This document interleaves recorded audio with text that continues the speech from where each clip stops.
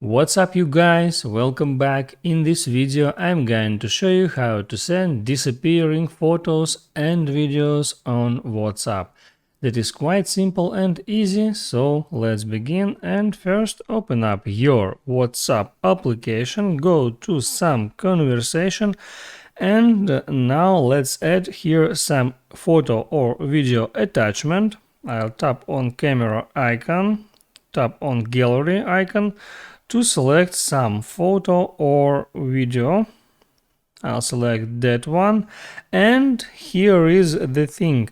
There is an icon with number 1, and if I tap on that photo, you see here was a notification that photo, let me do it again, set to view once. If this icon number is active, so this photo can be viewed by a recipient just once.